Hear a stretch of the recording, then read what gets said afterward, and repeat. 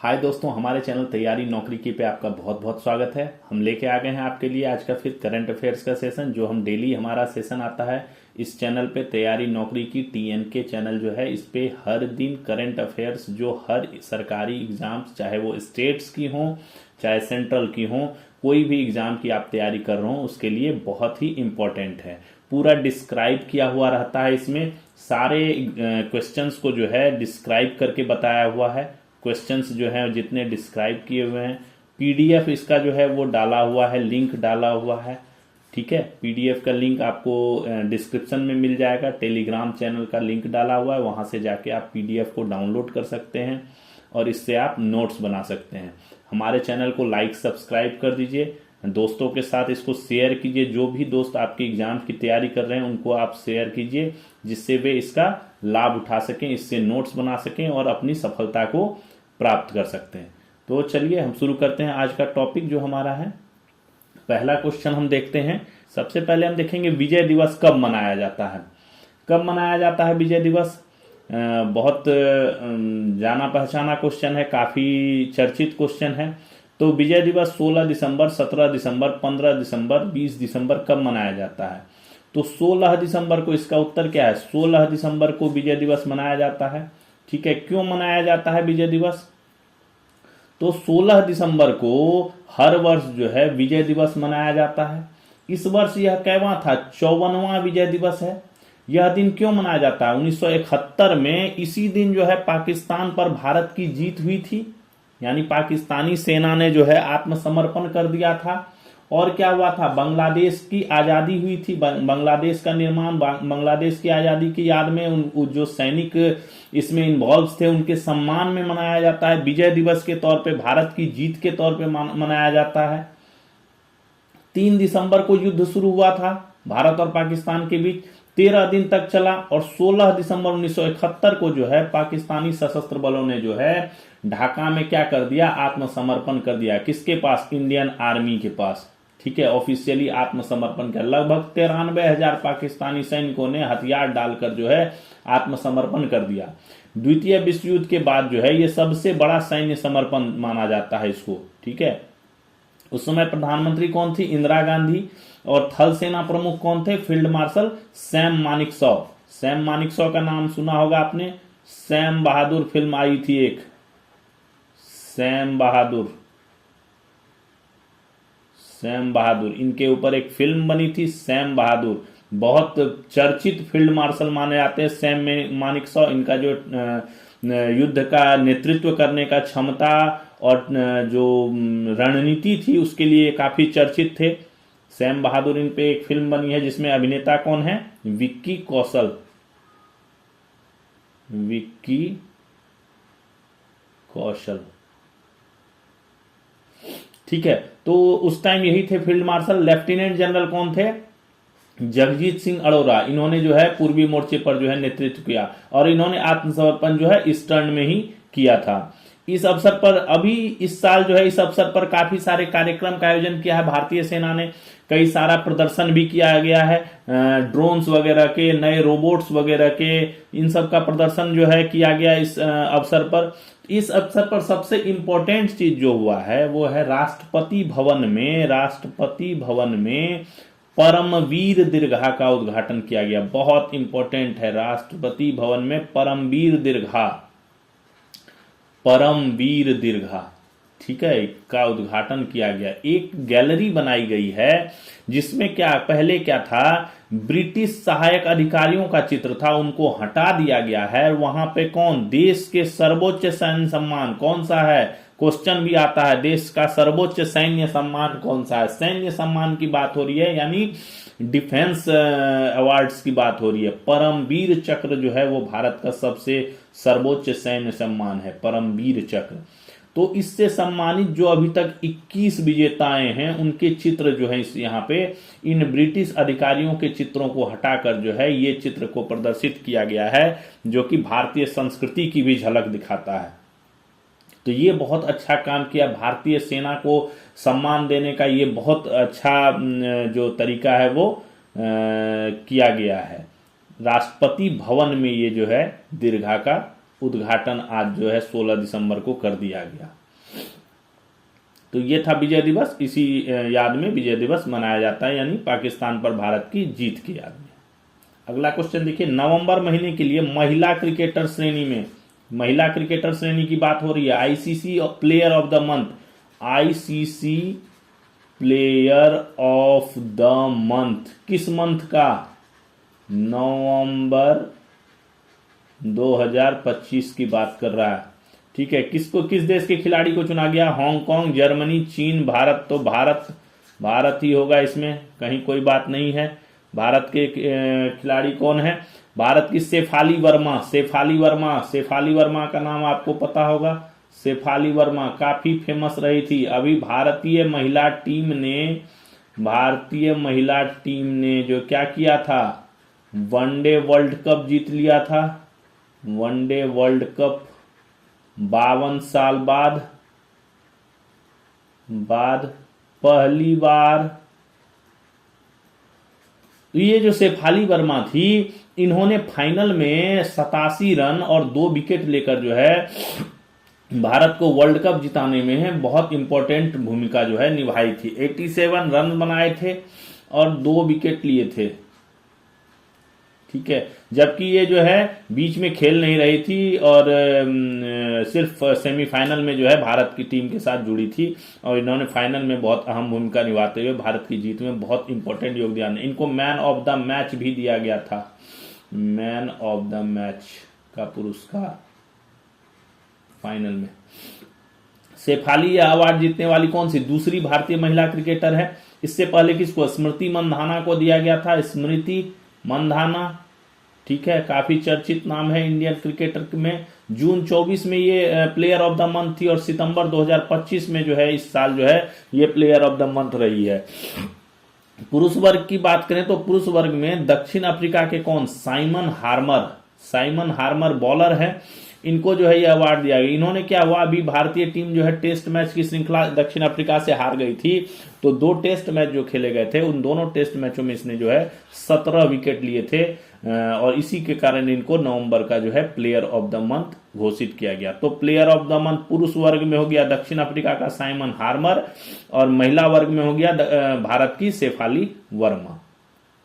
किस e commerce company की बात हो रही है? ई कॉमर्स प्लेटफॉर्म होते हैं ना, जो commercial platform, Flipkart, Amazon, Meesho, LimeRoad, Myntra जितने सारे हैं, ये सारे को अपना क्या कानूनी मुख्यालय भारत में वापस लाने की मंजूरी प्रदान की गई है। लीगल हेडक्वार्टर को इसको भारत में लाने की मंजूरी प्रदान की गई है। किसको दी गई है? तो ये फ्लिपकार्ट, इसका उत्तर होगा, फ्लिपकार्ट को दिया गया। ई कॉमर्स प्लेटफॉर्म फ्लिपकार्ट को जो है आईपीओ लाने से, ये आईपीओ लाने वाली है, फ्लिपकार्ट का आईपीओ आने वाला है, और इसको आईपीओ लाने से पहले जो है अपना कानूनी मुख्यालय सिंगापुर में है। अभी इसको भारत वापस लाने की मंजूरी सेबी द्वारा जो है प्रदान की गई है। CBI, security and exchange bureau of India, है ना, सेबी जो है इसने जो है मंजूरी दे दी है। किस देश के खिलाड़ी को टाइम मैगजीन ने एथलीट ऑफ द ईयर 2025 चुना है? एथलीट ऑफ द ईयर 2025 चुना है। ठीक है, अमेरिका, ब्राजील, रूस, श्रीलंका। उत्तर है इसका ख, अमेरिका के बास्केटबॉल के खिलाड़ी हैं। अमेरिकी बास्केटबॉल खिलाड़ी आइया विल्सन को टाइम मैगजीन ने 25 का जो है एथलीट ऑफ द ईयर चुना है। इन्होंने लॉस वेगास एसेज को जो है 4 साल में तीसरा महिला एनबीए नेशनल बास्केटबॉल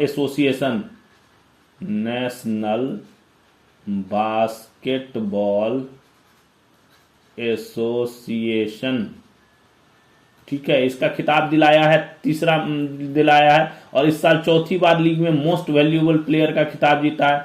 इन्होंने महिला एनबीए इतिहास में सबसे तेज 5000 अंक पूरे करने का रिकॉर्ड बनाया। तो काफी चर्चित और प्रतिष्ठित खिलाड़ी हैं। प्रतिष्ठित खिलाड़ी किस खेल की खिलाड़ी हैं? ये बास्केटबॉल की खिलाड़ी है ये। ठीक है, अगला क्वेश्चन, भारतीय स्टेट बैंक ने हाल ही में किसे अपना प्रबंध निदेशक मैनेजिंग डायरेक्टर एमडी नियुक्त किया है। किसे नियुक्त किया है? अपना प्रबंध निदेशक एसबीआई ने नियुक्त किया है रवि रंजन को। कौन नंबर इसका उत्तर है? रवि रंजन को जो है एसबीआई ने अपना प्रबंध निदेशक जो है वो नियुक्त कर दिया है। भारतीय स्टेट बैंक ने रवि रंजन को अपना नया प्रबंध निदेशक नियुक्त किया। इससे पहले वो डिप्टी मैनेजिंग डायरेक्टर थे। डिप्टी मैनेजिंग डायरेक्टर थे, पहले क्या थे? Deputy managing director. उप प्रबंध निदेशक हिंदी में क्या हो गया? उप प्रबंध निदेशक। उप प्रबंध निदेशक अब क्या हो गए? अब ये हो गए मैनेजिंग डायरेक्टर। मैनेजिंग डायरेक्टर यानी इसको शॉर्ट में एमडी बोला जाता है। प्रबंध निदेशक हो गए अब ये, ठीक है। किसका स्थान लिया? ये विनय एम टोनसे का स्थान। इनका कार्यकाल नवंबर 25 में 30 नवंबर को ही समाप्त हो गया था। विनय M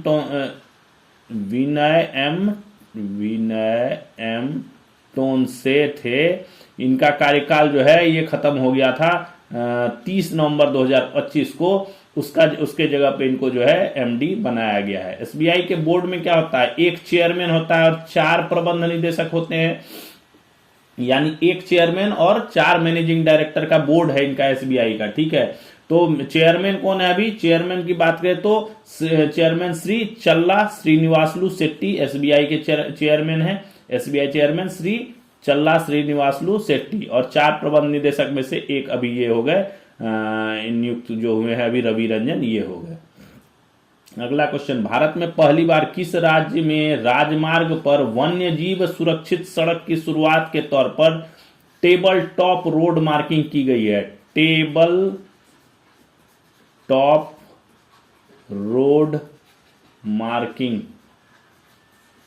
table top road marking की गई है सड़क पे। कहां पे? एनएच पे, नेशनल हाईवे पे किया गया है। ये नेशनल हाईवे पे किया गया है, ठीक है। रेड मार्किंग, लाल मार्क किया गया है। टेबल टॉप यानी हुआ मतलब उसके ऊपर में, सड़क के ऊपर में मार्किंग की गई है, ठीक है।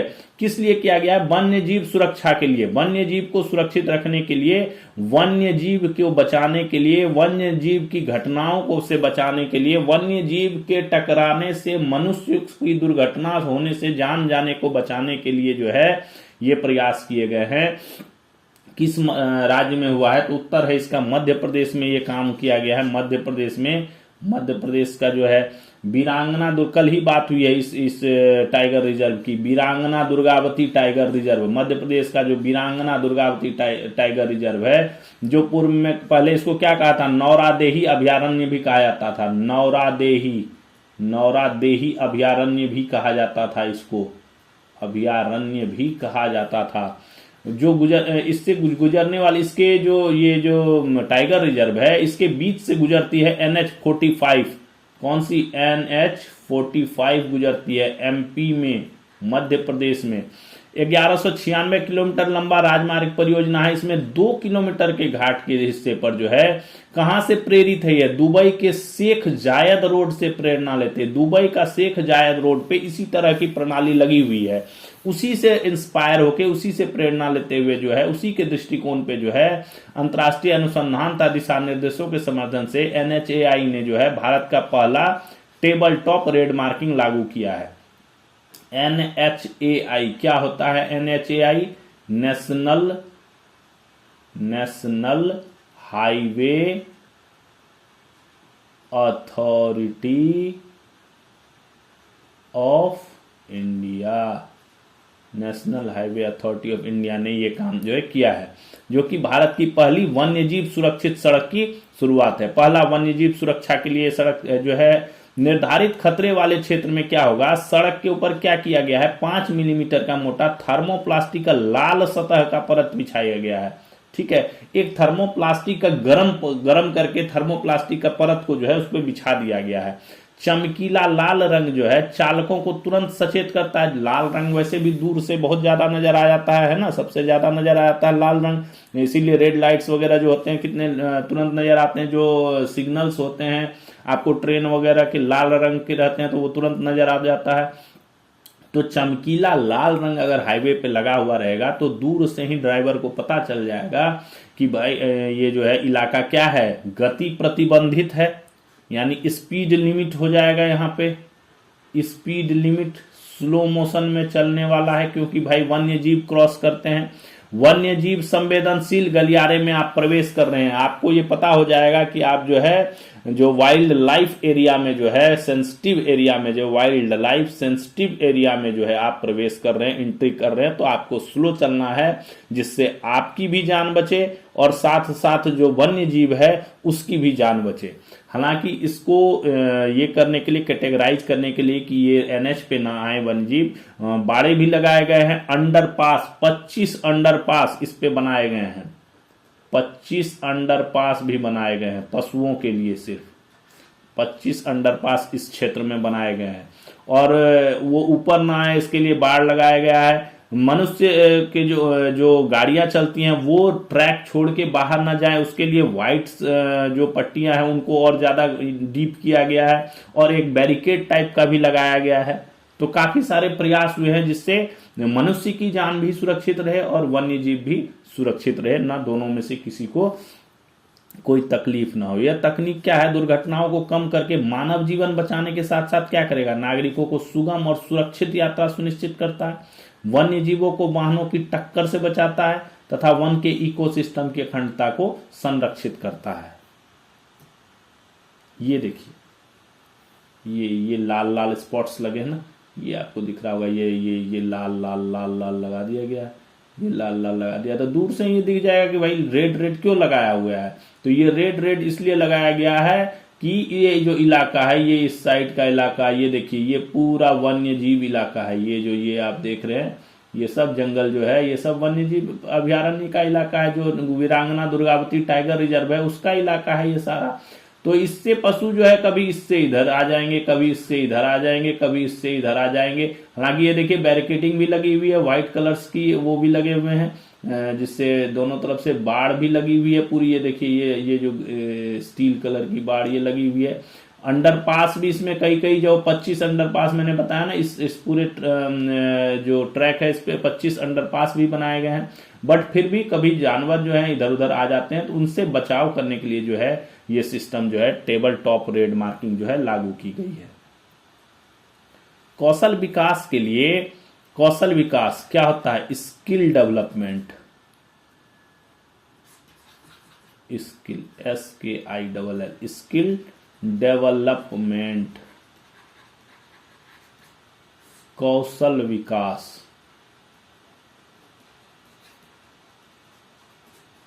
कौशल विकास स्किल डेवलपमेंट के लिए 5 राष्ट्रीय उत्कृष्टता केंद्र, ठीक है, राष्ट्रीय उत्कृष्टता केंद्र में से जो एक चेन्नई ने गैर औद्योगिक समिति की स्थापना के लिए किस देश के साथ समझौता किया गया है।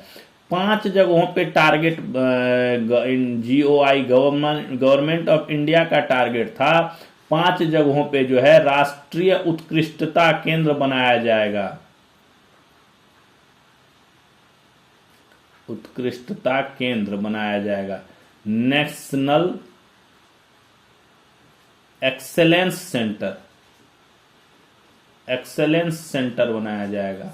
ये टारगेट था। तो अभी इसी टारगेट के तहत एक चेन्नई में जो बनाया गया है उसने किसी विदेशी देश के साथ जो है एक समझौता किया है, औद्योगिक समिति की स्थापना का, गैर औद्योगिक समिति की स्थापना का जो है ये किया, समझौता किया। किसके साथ, तो सिंगापुर के साथ ये समझौता हुआ। इसका उत्तर है सिंगापुर के साथ। देखिए प्रधानमंत्री कौशल विकास एवं रोजगार क्षमता उन्नत ITI योजना के तहत वैश्विक साझेदारी वाले क्षेत्र विशिष्ट 5 राष्ट्रीय उत्कृष्टता केंद्र कहां कहां पे, भुवनेश्वर, कहां हो गया, उड़ीसा में, उड़ीसा, चेन्नई हो गया तमिलनाडु, तमिलनाडु, ठीक है, हैदराबाद हो गया तेलंगाना, तेलंगाना, कानपुर हो गया UP एंड लुधियाना हो गया पंजाब। बहुत सिलेक्शन, कई चीजों को देखकर ये सिलेक्ट किए गए हैं जगह। 5 उत्कृष्टता केंद्र जो है भूमि, जलवायु, लोगों के सुझाव, लोगों के वैश्विक, लोगों के रोजगार के प्रति जागरूकता, रोजगार की वहां अवेलेबिलिटी, इन सब चीजों को देखा गया है। ये सब जगह जो आपको दिख रहे हैं, यहाँ पे सबसे ज्यादा रोजगार उपलब्धता के जो है केंद्र हैं। ये भुवनेश्वर हो गया, लुधियाना देख लीजिए सबसे ज्यादा रोजगार उपलब्धता का केंद्र है। हैदराबाद में कितना रोजगार है, कानपुर, ये सब में काफी फैक्ट्रियां यहाँ पे लागू है, जिससे यहाँ सबसे ज्यादा रोजगार उत्पन्न होता है, सृजित होता है। तो इन्हीं के लिए जो है किए जाने वाले का प्रस्ताव है। तो चेन्नई स्थित जो राष्ट्रीय कौशल प्रशिक्षण संस्थान में जो है NCOE गैर औद्योगिक समिति की स्थापना के लिए सिंगापुर के साथ जो है समझौता ज्ञापन जो है किया गया है, गैर औद्योगिक समिति की स्थापना के लिए। ठीक है, नॉन कॉमर्शियल, ठीक है, ओई की स्थापना की, गैर औद्योगिक कमेटी की ऑर्गेनाइजेशन के स्थापना के लिए। महिलाओं के समर्थन देने के लिए महिला अनुकूल पर्यटन पहल के माध्यम से सक्रिय पहल किस राज्य द्वारा किया जा रहा है? बहुत इंपॉर्टेंट क्वेश्चन है ये। महिला अनुकूल पर्यटन, सबसे पहले देखिए क्या है, महिला अनुकूल पर्यटन, यानी पर्यटन को इस हिसाब से तैयार करना कि महिलाओं की भागीदारी बहुत ज्यादा हो। महिलाओं की भागीदारी ज्यादा हो। किस रूप में? एक तो महिलाओं को रोजगार मिले, इस रूप में भागीदारी ज्यादा हो महिलाओं की, कि महिलाओं को रोजगार मिलेगा, महिला स्वावलंबी बनेंगी, आर्थिक रूप से मजबूत बनेंगी, उसके लिए रोजगार सृजन हो। दूसरा हो इसमें क्या, दूसरा इसमें हो महिलाओं को पर्यटन में सुरक्षा मिले। क्या मिले? सुरक्षा, सेफ्टी। यानी महिलाएं अगर कहीं घूमने गई पर्यटन टूरिस्ट प्लेसों पे, तो उनको जो है सेफ्टी का एहसास हो, और वो महिलाएं के फेवरेबल जो है कंडीशंस वहां पे उपलब्ध हो। इन सब चीजों को ध्यान रख लिए। एक पहल कौन सा राज्य जो है वो शुरू किया है? तो इसका उत्तर है केरल। केरल जो है, ख नंबर इसका उत्तर है केरल। देखिए केरल ही होगा, केरल उत्तर है। केरल सरकार ने महिलाओं को समर्थन देने के लिए अपनी महिला अनुकूल पर्यटन पहल के माध्यम से सक्रिय पहल कर रही है, जिससे केरल कौन कर रहा है, जिससे Kerala responsible tourism mission society, Kerala responsible tourism mission society KRTMS जो है द्वारा लागू किया गया है। इस कार्यक्रम का उद्देश्य क्या है? केरल को सुरक्षित तथा महिलाओं के अनुकूल पर्यटन गंतव्य बनाना। मैंने पहले ही आपको बता दिया ना कि महिलाओं को सुरक्षित मतलब सेफ्टी का ध्यान रखते हुए उनके अनुकूल टूरिस्ट प्लेस हो। टूरिस्ट प्लेस तो हो, अभी भी है टूरिस्ट प्लेसेस, लेकिन ये कई जगहों पे सेफ्टी नहीं है। महिलाओं के लिए सेफ्टी, विशेषकर महिलाओं के लिए सेफ्टी नहीं है। उसको करने के लिए, सेफ्टी करने के लिए और फेवरेबल करने के लिए, ठीक है, ये जो है काम किया जा रहा है। इस क्षेत्र में महिलाओं को उद्यमोत्तर, रोजगार को बढ़ावा। और दूसरा काम बताया ही मैंने, दूसरा क्या होगा? एम्प्लॉयमेंट। दूसरा क्या होगा? Employment of women. इस पे काम किया जाएगा। ठीक है, भारत सरकार द्वारा जारी आंकड़ों के अनुसार नवंबर 25 में, नवंबर की बात हो रही है, नवंबर 25 की बात हो रही है, माल निर्यात में कितने प्रतिशत की वृद्धि हुई? माल निर्यात, कुल माल निर्यात की बात कर रहा है, 15, 19, 20, 25। तो इसमें लगभग 19% की वृद्धि हुई है माल निर्यात में। 19.37% की वृद्धि हुई है। ठीक है, 19। भारत सरकार द्वारा जो जारी आंकड़े किए गए हैं उनके अनुसार भारत का माल निर्यात नवंबर में 10 साल के सबसे ऊंचे स्तर पर पहुंच गया। 10 साल का सबसे हाई लेवल है। निर्यात 19.37% बढ़कर कितना? 38.13 अरब डॉलर, यानी 3.46 लाख करोड़ हो गया। इससे व्यापार घाटा जो है 2.22 लाख करोड़ ही रह गया अब। ठीक है, सबसे अधिक किसका निर्यात हुआ? लौह अयस्क का 70.23%। एक नंबर पे लौह अयस्क रहा एक नंबर पे। ठीक है, दूसरे नंबर पे कौन रहा? काजू। दूसरे नंबर पे काजू। तीसरे नंबर पे कौन रहा? तीसरे नंबर पे इलेक्ट्रॉनिक आइटम्स। चौथे नंबर पे कौन रहा? मीट, मांस, डेयरी प्रोडक्ट्स, ठीक है, ये सब रहे। नवंबर में देश का खाद्य तेल का आयात जो है वो 28% घटकर 11.18 लाख टन रहा। ये भी ध्यान रखिएगा, खाद्य तेल आयात नवंबर की बात कर रहा है। खाद्य तेल जो खाने वाला तेल होता है उसका आयात 28% घट गया, 11.18 लाख टन ही रह गया। वाणिज्य एवं उद्योग मंत्रालय जो कॉमर्शियल मिनिस्ट्री है उसके द्वारा जारी आंकड़ों के अनुसार नवंबर 25 में थोक महंगाई दर कितने प्रतिशत रही? ये बहुत अच्छा अभी जो है पॉजिटिव संकेत आया है। थोक महंगाई दर, पहले तो उत्तर देखते हैं हम इसका। -0.15, -1, -1.1, -3.2 कितनी रह गई? तो उत्तर है इसका घ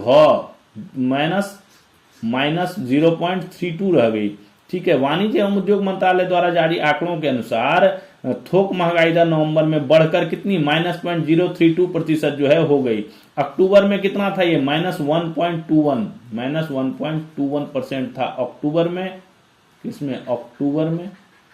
और नवंबर में कितना हो गया ये? -0.32%। 26 मार्च से 31 मई 2026, डेट नोट कर लीजिए, 26 मार्च से 31 मई 2026, काफी लंबा टाइम है। क्या चलेगा? इंडियन प्रीमियर लीग IPL, काफी लोग देखते हैं, देश में काफी इसका ट्रेड है। इंडियन प्रीमियर लीग ऑक्शन भी शुरू हो गए हैं, इसके ऑक्शन हुआ है, कुछ ऑक्शंस हो भी गए हैं। तो ये कौन सा संस्करण, इस बार कैवां एडिशन होगा? कितना एडिशन होगा? तो ये इस बार होगा 19वां एडिशन। गौ नंबर इसका उत्तर है 19वां एडिशन। IPL का 19वां संस्करण कब? 26 मार्च से 31 मार्च 26 के खेला जाएगा। और इसी बीच क्या हुआ है? पाकिस्तान क्रिकेट बोर्ड ने, PCB ने जो है अपने Pakistan champions league PCL, Pakistan champions league की भी डेट घोषणा कर दी है। पाकिस्तान चैंपियंस लीग कहा जाता है वहां पे, यही IPL के तरह ही होता है, उसमें पाकिस्तान चैंपियंस लीग कहा जाता है, जैसे हम इंडियन प्रीमियर लीग कहते हैं। PCL की डेट की भी घोषणा कर दी गई है। तो PCL भी जो है वो 26 मार्च से ही शुरू होगा और खत्म हो जाएगा 3 मई तक। अपना चलेगा 26 मार्च से 31 मई तक। एशिया के सबसे बड़े कॉलेज कल्चरल इवेंट, ठीक है, कॉलेज कल्चरल इवेंट है, ठीक है, यानी एशिया का सबसे बड़ा है, एशिया का सबसे बड़ा है कॉलेज का कल्चरल इवेंट, ठीक है। ये इसका नाम है mood Indigo cultural fest, mood Indigo cultural fest, ठीक है। किस IIT द्वारा आयोजित किया जाएगा? कौन IIT इसको आयोजित करता है? IIT दिल्ली, बम्बई, IIT कानपुर, रुड़की, कौन करता है इसको आयोजित? तो इसका आयोजन IIT मुंबई करती है। ख नंबर इसका उत्तर है IIT मुंबई। एशिया का सबसे बड़ा कॉलेज कल्चरल इवेंट के रूप में चर्चित IIT मुंबई का मूड इंडिगो कल्चरल फेस्ट कब होगा? 16 से 18 दिसंबर को। कब होगा? मुंबई में 16 से 18 दिसंबर को आयोजन होगा इसका। एशिया का सबसे बड़ा है ये। अगला, किस देश के एग्रीकल्चरल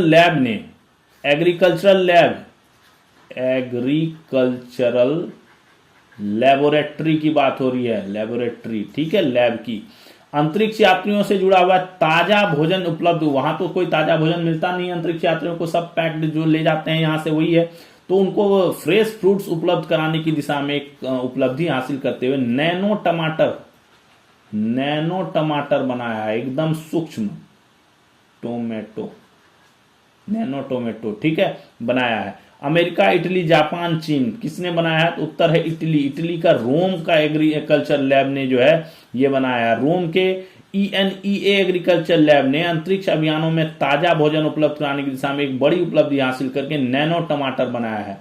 यह कम जगह, कम पानी और सीमित संसाधनों में उगाया जा सकेगा। इसमें न्यूट्रिएंट्स भी बहुत ज्यादा है, न्यूट्रिएंट्स बहुत ज्यादा है।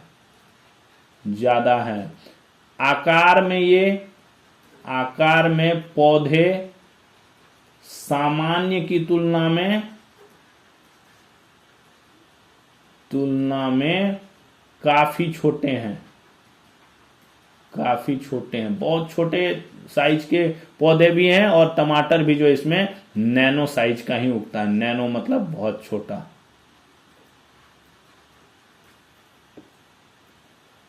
भारत सरकार की किस योजना के तहत जो है देश के हर जिले में कम से कम 75 तालाब बनाने या उनका जीर्णोद्धार करने का लक्ष्य जो है निर्धारित किया गया है? कौन सी योजना भारत सरकार ऐसी चलाती है जिसके तहत जो है ये टारगेट रखा गया है कि हर जिला में 75 तालाब बनाएगा पर डिस्ट्रिक्ट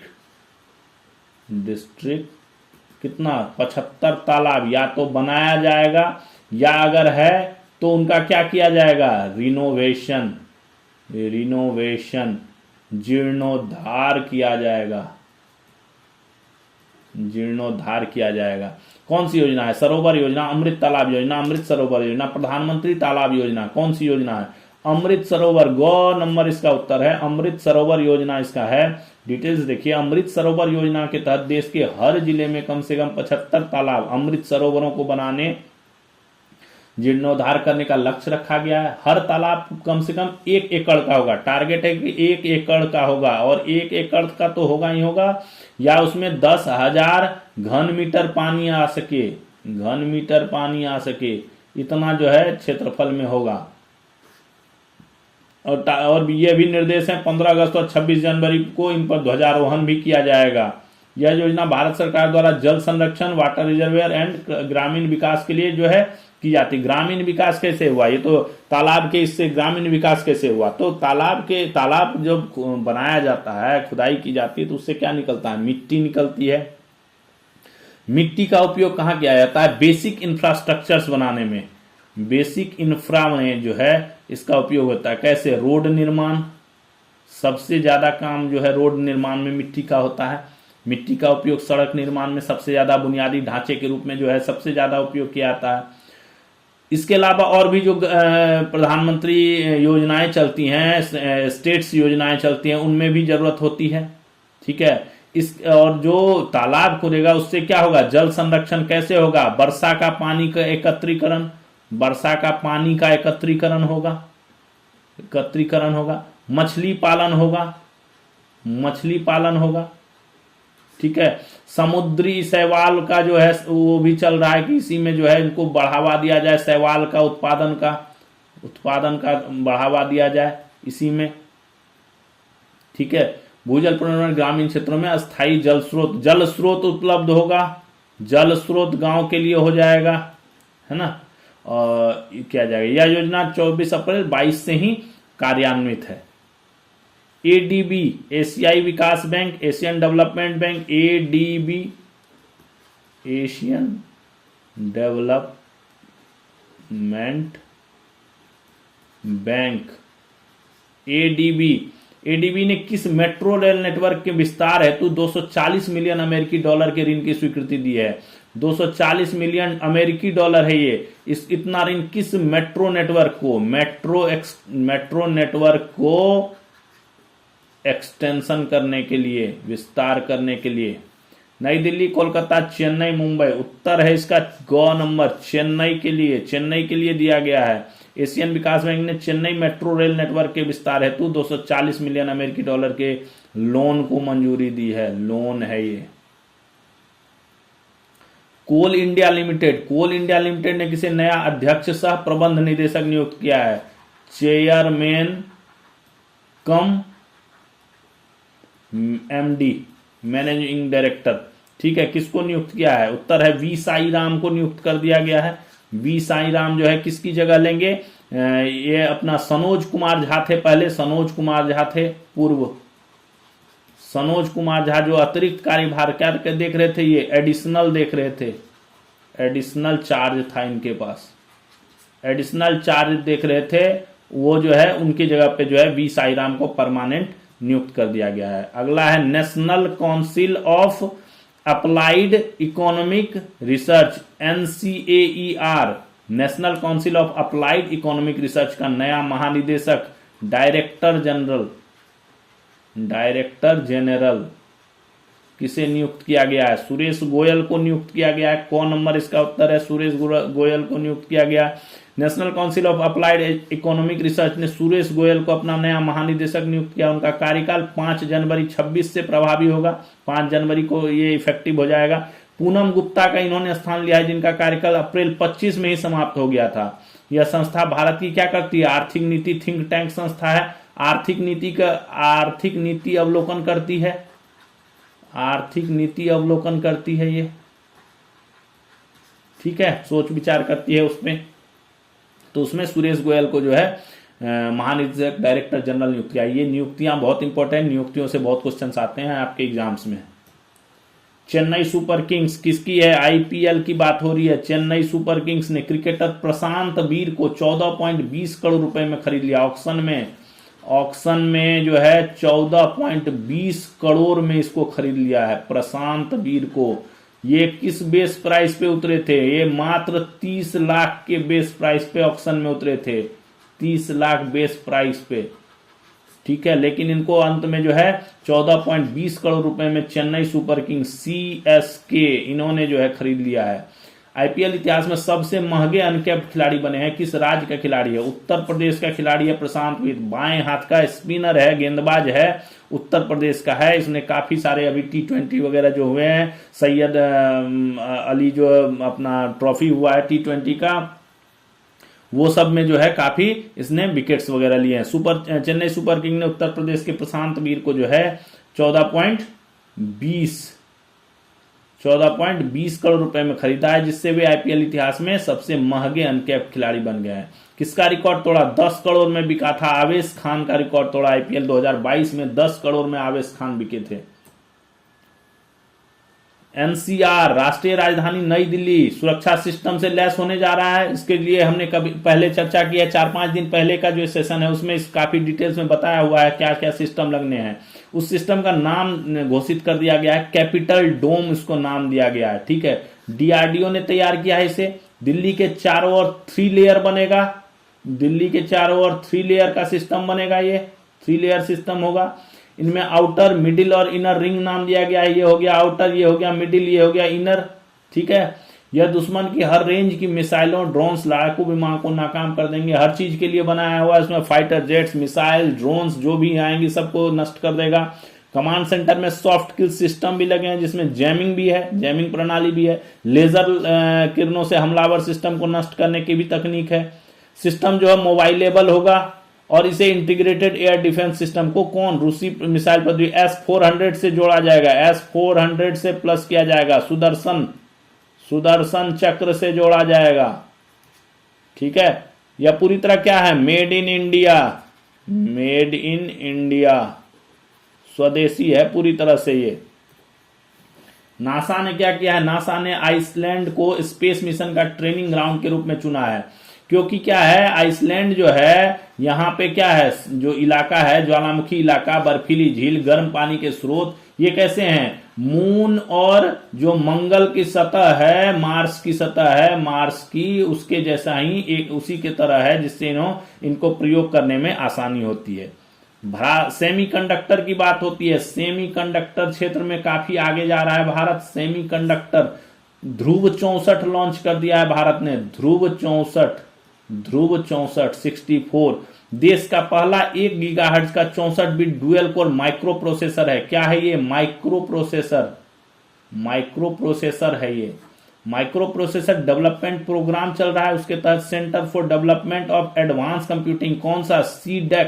सीडेक ने बनाया है इसको।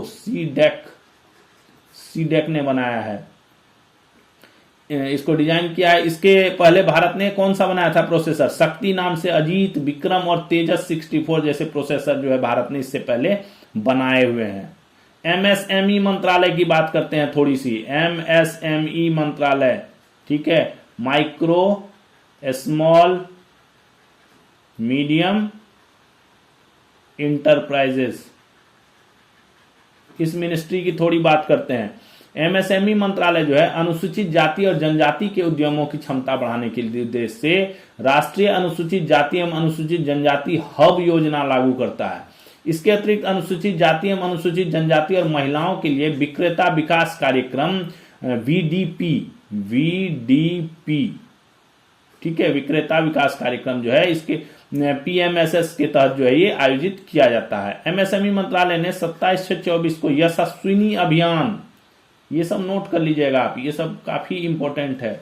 क्या क्या अभियान चल रहा है एमएसएमई का, ये सब जानना आपको जरूरी है। क्या क्या योजनाएं चल रही हैं, उन योजनाओं का क्या लक्ष्य है, क्या उद्देश्य है, किस लिए बनाई गई हैं, क्या उससे अचीव करना है, कितना अचीव हुआ भी कि नहीं, सफल हुई कि नहीं, असफल हो गई तो क्या कारण रहे असफलता के, सब सारा चीज पता होना चाहिए आपको।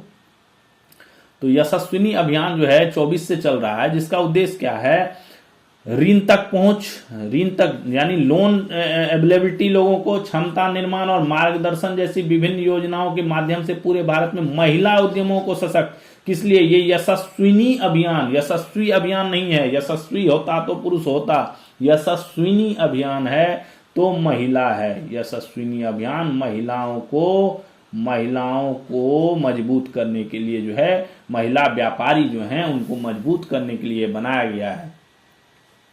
केंद्रीय बजट 25 का जो था उसमें एमएसएमई के संवर्धन एवं विकास के लिए महिला, अनुसूचित जाति और अनुसूचित जनजाति SC/ST के लिए पहली बार के उद्यमों को कितना 2 करोड़ तक के सावधि ऋण उपलब्ध कराने की एक नई योजना की घोषणा की गई है। जो 25 का बजट जारी हुआ था उसके अंतर्गत जो SC/ST और महिला थी उनको, वैसे व्यापारियों को 2 करोड़ रुपए तक का जो है ऋण जो है, लोन जो है देने की योजना घोषणा की गई थी। एमएसएमई मंत्रालय जो है प्रधानमंत्री रोजगार सृजन कार्यक्रम PMEGP जो है, PMEGP, ठीक है, प्रधानमंत्री एम्प्लॉयमेंट है ना, ठीक है, सृजन कार्यक्रम जनरेशन प्रोग्राम जो है, प्रधानमंत्री एम्प्लॉयमेंट जनरेशन प्रोग्राम जो है, इसका कार्यान्वयन कौन करता है, एमएसएमई मंत्रालय करता है। जो एक क्या ऋण आधारित सब्सिडी कार्यक्रम है और इसका उद्देश्य पारंपरिक कारीगरों, ग्रामीण शहरी बेरोजगार युवाओं की सहायता करके गैर कृषि क्षेत्र में सूक्ष्म उद्यमों की स्थापना के माध्यम से स्वरोजगार की। ये 2-3 दिन पहले भी ये क्वेश्चन हमने कराया था PMEGP पे क्वेश्चन 3-4 क्वेश्चन थे उसमें था जो ग्रामीण शहरी बेरोजगारों युवक होते हैं उनको क्या नॉन एग्रीकल्चर एरिया में दिया जाता है। ये नॉन एग्रीकल्चर एरिया का जो कोई उद्यम स्थापित करना है, कोई व्यापार करना है, तो उसके लिए जो है ऋण मुहैया कराया जाता है। PMEGP के कुल लाभार्थियों में से 39% आज के डेट में महिलाएं हैं और उन्हें सामान्य श्रेणी के सूक्ष्म उद्यमियों 25% तक की तुलना में अधिक सब्सिडी 35% प्रदान की जाती है। उसमें मैंने ये भी बताया था किसको कितना प्रतिशत दिया जाता है। तो नॉर्मल उद्यमी अगर होगा उसको 25% होगा और महिला होगी तो उसको 35% तक जो है सब्सिडी दी जाएगी। एमएसएमई मंत्रालय एमएसएमई चैंपियंस योजना लागू कर रहा है, बहुत काफी सारी योजनाएं। एमएसएमई चैंपियंस योजना, इसका उद्देश्य क्या है, विभिन्न योजनाओं को एक करना, समन्वित अभिसारित करना। इसका अंतिम लक्ष्य उद्यमों का चयन करना, उनकी प्रक्रियाओं का लेटेस्ट नवाचार, आधुनिकीकरण, अपव्यय को कम करना, व्यावसायिक प्रतिस्पर्धात्मकता को बढ़ाना तथा उनकी राष्ट्रीय और वैश्विक स्तर पर पहुंच और उत्कृष्टता को सुगम बनाना। यानी नेशनल / इंटरनेशनल दोनों लेवल पे इसकी उत्कृष्टता को सुगम बनाने के लिए है। एमएसएमई मंत्रालय ने देश भर में कितने 65 निर्यात सुविधा केंद्र EFC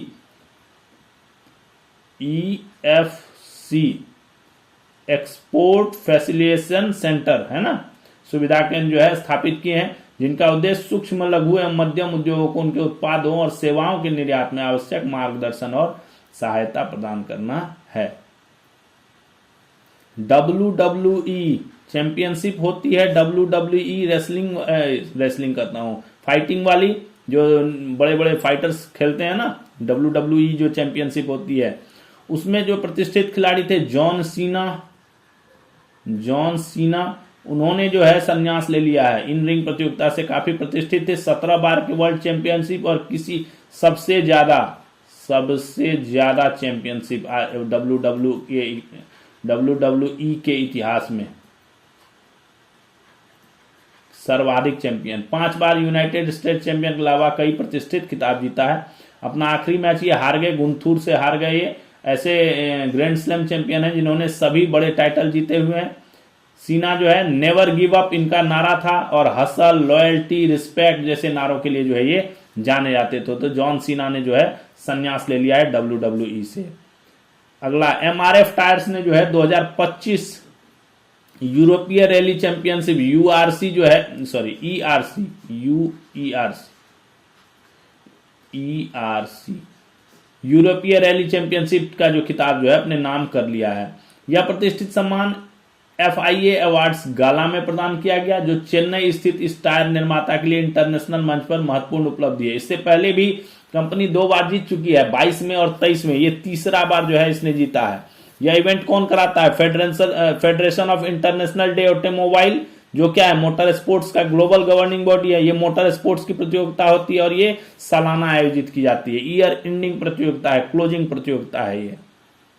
सहकार सारथी साझा सेवा इकाई SSE की स्थापना ग्रामीण सहकारी बैंकों को आधुनिक बैंकिंग सेवाएं प्रदान करने में सक्षम बनाने के लिए की गई हैं। जो ग्रामीण सहकारी बैंक हैं उनमें आज के डेट में भी जो है लेटेस्ट बैंकिंग फैसिलिटी की बहुत कमी है। ठीक है, कई जगहों पे अभी भी नेट बैंकिंग जो है नहीं उपलब्ध है, या कई तरह के जो टेक्नोलॉजीज हैं वो उपलब्ध नहीं है। तो उनको ही ये सारी चीज प्रक्रिया उपलब्ध कराने के लिए और उनको एबल्ड बनाने के लिए, इस लेटेस्ट डिजिटलाइजेशन के लिए सहकार सारथी नामक जो है प्लेटफॉर्म की स्थापना की गई है। इसमें प्राधिकृत पूंजी 1000 करोड़ रुपए है, जिसमें नाबार्ड, NCDC और ग्रामीण सहकारी बैंकों की शेयर भागीदारी 33.33% जो निर्धारित की गई। तीनों मिलकर जो है ये काम करते हैं। सशस्त्र बल चिकित्सा सेवा armed forces AFMS medical service. ठीक है, सशस्त्र बल चिकित्सा सेवा ने डॉक्टर राजेंद्र प्रसाद नेत्र विज्ञान केंद्र नई दिल्ली के अखिल भारतीय आयुर्विज्ञान संस्थान एम्स और स्वास्थ्य एवं परिवार कल्याण मंत्रालय की E-हेल्थ AI इकाई के सहयोग से 16 दिसंबर 25 को नई दिल्ली में भारत का पहला कृत्रिम बुद्धिमत्ता AI आधारित सामुदायिक मधुमेह रेटिनोपैथी DR डायबिटीज रेडियोपैथी, ठीक है, इसका जो है रेडियोपैथी स्क्रीनिंग कार्यक्रम जो है ये शुरू किया। यह पहल मधुमेह से संबंधित नेत्र रोग का शीघ्र पता लगाने और सही समय में राष्ट्रीय स्वास्थ्य सूचना ढांचा तैयार करने की दिशा में एक महत्वपूर्ण केंद्र है। मधुनेत्र AI द्वारा संचालित यह कार्यक्रम डॉक्टर राजेंद्र प्रसाद नेत्र विज्ञान केंद्र द्वारा विकसित एक वेब आधारित कृत्रिम बुद्धिमत्ता उपकरण है। AI उपकरण है, AI टेक्नोलॉजी है, और यह प्लेटफॉर्म हैंडल्ड फंड्स कैमरों से ली गई रेटिना छवियों की स्वचालित स्क्रीनिंग, ये कोई जो कैमरे होते हैं उनसे इन रेटिना छवियों का तस्वीर लेकर ग्रेडिंग और ट्राई एजिंग की सुविधा प्रदान करता है, जिससे जो चिकित्सा अधिकारी हैं, नर्सिंग स्टाफ हैं, स्वास्थ्य सहायक सामुदायिक स्तर पर हैं, वो इसकी स्क्रीनिंग जो है इजीली कर सकते हैं। तो AI रिलेटेड जो है ये टेक्नोलॉजी जो है तैयार की गई है, प्रोग्राम तैयार किया गया है, जिसको मधुमेह रेटिनोपैथी या मधुनेत्र AI जो है ये कहा गया है। देश भर में पशुधन और संबंधित सेवाओं का डिजिटल डेटाबेस बनाने के लिए पशुधन NDLM, ठीक है, national digital live stock mission, ठीक है, तो इसका ये कार्यक्रम शुरू किया गया। NDLM के मुख्य उद्देश्यों में शामिल क्या है? उत्पादकता और नस्ल सुधार को बढ़ावा देना, पशुओं में होने वाली रोगों की निगरानी और उनके नियंत्रण को मजबूत करना, पशु मालिकों को उनके काम की जानकारी देने वाली एक प्रणाली तैयार करना और पशुधन उत्पादों में ट्रेसेबिलिटी लाना। ये सारा काम जो है इस योजना के तहत जो है, इस मिशन के तहत, राष्ट्रीय डिजिटल पशुधन मिशन के तहत जो है किया जा रहा है। भारतीय नौसेना ने 16 दिसंबर को कोच्चि नौसेना बेस में आयोजित एक समारोह में दौरान 5 गोताखोरी सहायक जहाजों DSC में से पहले DSC A20, ये मैंने 2 दिन पहले बताया हुआ था आपको, DSC A20 को जो है अपने कमीशन कर लिया है नौसेना ने, अपने उसमें शामिल कर दिया गया है।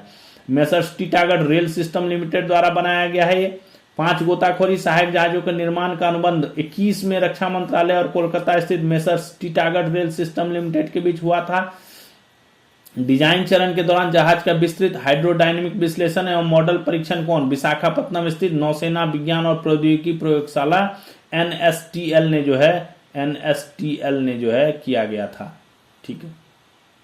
Banaras locomotive works BLW, Banaras locomotive works जो है वो चर्चा में है। इसने जो है 15 दिसंबर 25 को मोजाम्बिक के लिए जो है मेड इन इंडिया जो है छठा 3300 horse power AC diesel electric rail engine का सफल प्रेषण कर रेल इंजन निर्माण के क्षेत्र में एक बार फिर अंतर्राष्ट्रीय मंच पर भारत का परचम ला रहा है। BLW ने जो है मोजाम्बिक को जो है रेल इंजन प्रोवाइड कराया